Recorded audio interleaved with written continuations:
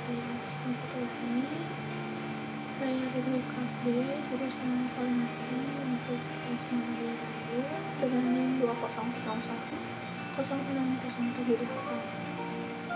Pada kesempatan kali ini saya akan menjelaskan bagaimana sih peranan mikroorganisme dalam kehidupan manusia di sehari-hari. Nah, perlu kalian ketahui bahwa mikroorganisme itu terdiri dari bakteri, virus, dan juga jamur. Pertama-tama, apa sih yang dimaksud dengan mikroorganisme itu? Nah, mikroorganisme ini atau bisa kita sebut juga dengan mikroba, yaitu organisme yang ukuran sangat kecil sehingga untuk mengamatinya diperlukan alat bantuan, misalkan memakai mikroskop untuk dapat melihat kehidupan mikroorganisme tersebut. Nah, mikroorganisme juga disebut sebagai hewan dengan organisme mikroskopik, yaitu emang sangat kecil sekali. Dan mikroorganisme juga seringkali bersel tunggal atau uniseluler dan juga bisa berubah menjadi multiseluler. Dan mikroorganisme ini biasanya mencakup semua prokariot, protista, dan organik. Fungi, terutama yang berukuran kecil dan tidak membentuk hifa, dapat pula dianggap sebagai bagiannya, meskipun banyak yang tidak menyepakatinya. Dan juga kebanyakan orang beranggapan bahwa yang dapat dianggap mikroorganisme itu adalah semuanya organisme yang berukuran atau memiliki ukuran yang sangat kecil, yang dapat dibiarkan dalam cawan patri atau inkubator di dalam lab dan mampu memperbanyak diri secara mitosis. Nah, untuk mikroorganisme ini berbeda ya dengan sel mikroorganisme. Untuk sel mikroorganisme sendiri itu tidak bisa hidup bebas di alam, melainkan menjadi bagian dari struktur multiseluler yang membentuk jaringan, organ, ataupun sistem organ. Lain halnya dengan mikroorganisme. Dalam mikroorganisme terdiri dari bakteri, jamur, dan virus. Ketiga tersebut termasuk ke dalam kelasnya. Bentuk organismenya sendiri itu berbeda-beda ya, tergantung pada tempat hidup mereka masing-masing.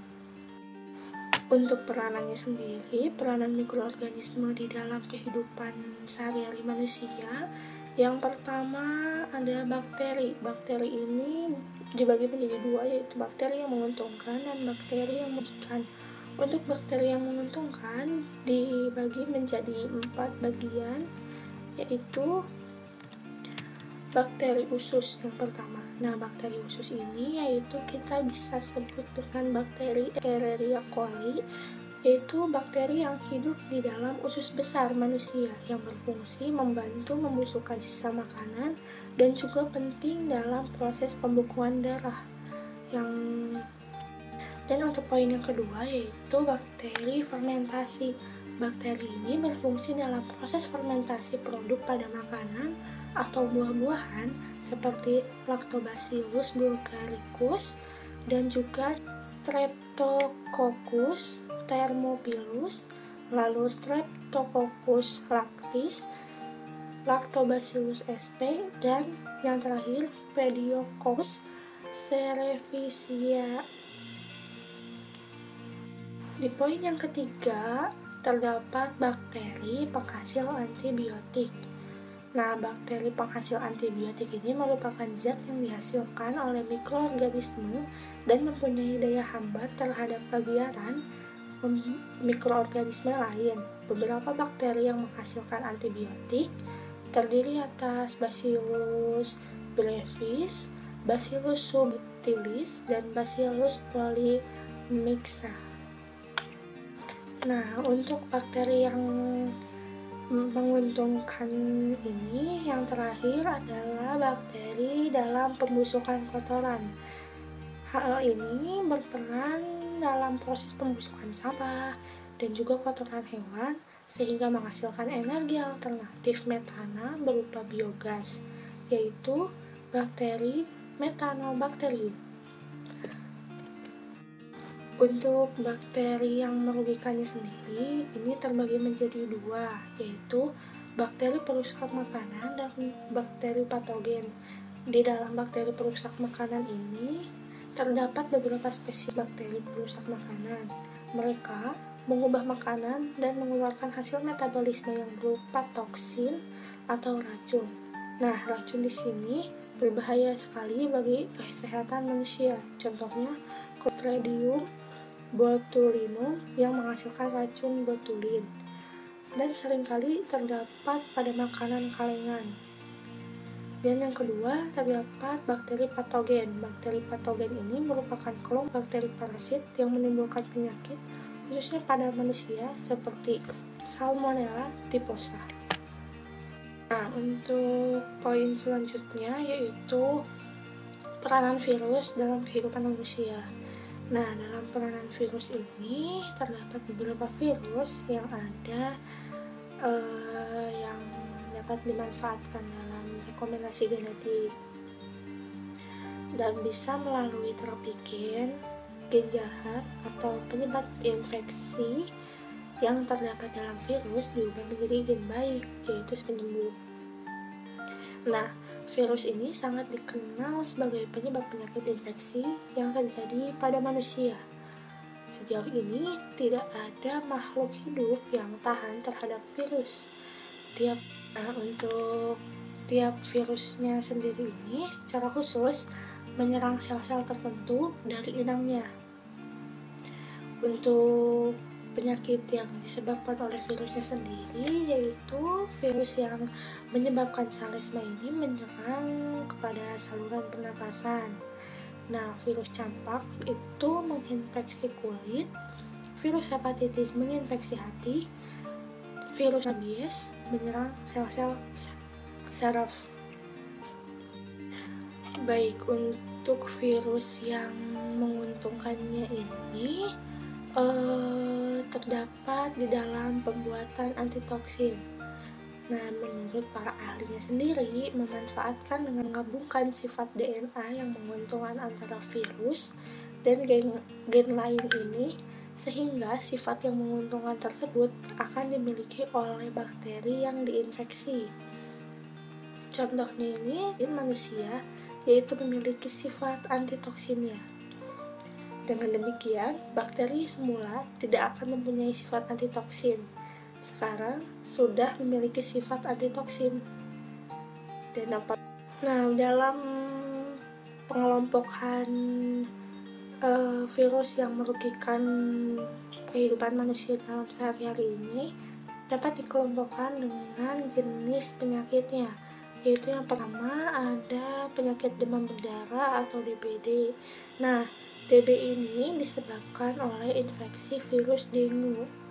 Nah, virus ini ditularkan oleh gigitan nyamuk Aedes aegypti, dan infeksi virus ini menyebabkan turunnya jumlah trombosit atau pembekuan darah dalam tubuh penderita.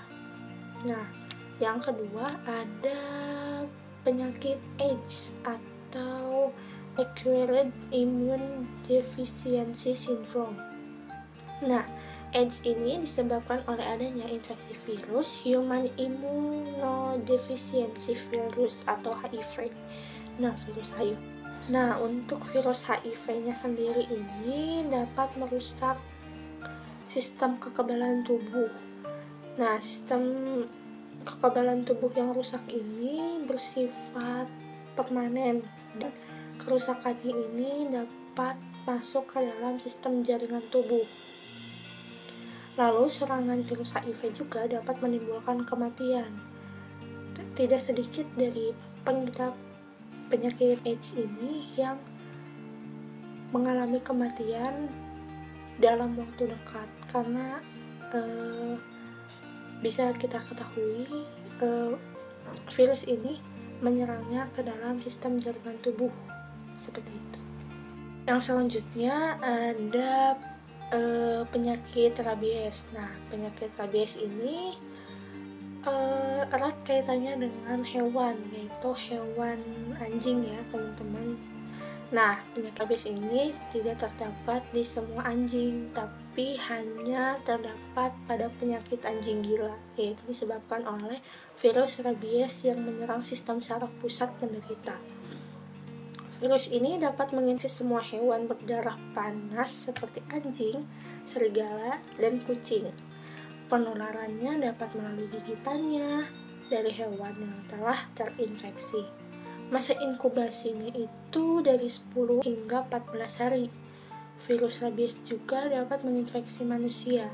Gejala yang ditimbulkan yaitu hirdofobia atau takut air, sakit kepala, tertawa tanpa sebab, lesu, demam, gugup, dan juga dapat menyebabkan kelumpuhan pada penderita.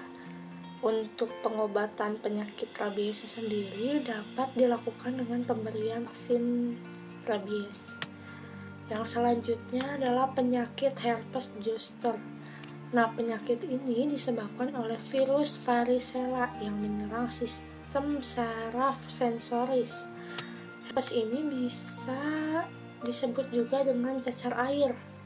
Nah, pada anak-anak, cacar air merupakan penyakit yang bisa disebut ringan ya teman-teman.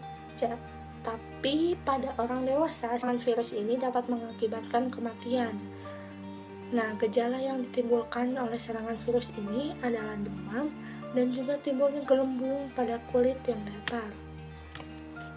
Dan untuk yang terakhir yaitu ada penyakit polio. Nah, penyakit polio ini sering menyerang anak-anak dan gejala yang ditimbulkan adalah demam tinggi, mengantuk, tenggorokan sakit, mual, muntah, sakit kepala, serta tulang belakang dan tulang leher terasa kaku. Jika virus ini menyerang selaput otak dan merusak sel saraf depan pada otak, akan menyebabkan kelumpuhan pada penderita. Sumber virusnya sendiri berada dalam saluran usus penderita polio. Virus ini dapat ditularkan melalui feses orang yang telah terserang polio. Jika memakan yang telah terkontaminasi, kita akan tertular. Selain itu, dapat juga ditularkan melalui infeksi. Untuk masa inkubasinya sendiri dalam penyakit polio ini antara 3-35 hari atau 7-14 hari, bisa dibilang sih antara mencapai 1 bulanan masa inkubasinya, seperti itu. Nah, yang selanjutnya ini ada peranan jamur dalam kehidupan manusia. Untuk yang menguntungkannya sendiri terdiri dari 5 kelompok, yaitu yang pertama ada Hemir Saccharomyces. Hemir Saccharomyces ini berguna sebagai fermentor dalam industri, baik industri keju, roti, dan bir. Terus yang kelompok kedua ini ada Penicillium notatum. Jamur ini berguna sebagai penghasil antibiotik pada obat. Yang ketiga ada Hygroporus dan Lycoperdon perlatum. Ini berguna sebagai decomposer. Nah, untuk yang keempat ini ada Volvariella volvaceae. Ini adalah jamur merang yang berguna sebagai bahan pangan berprotein tinggi. Dan yang kelima ada Rhizopus dan Mucor.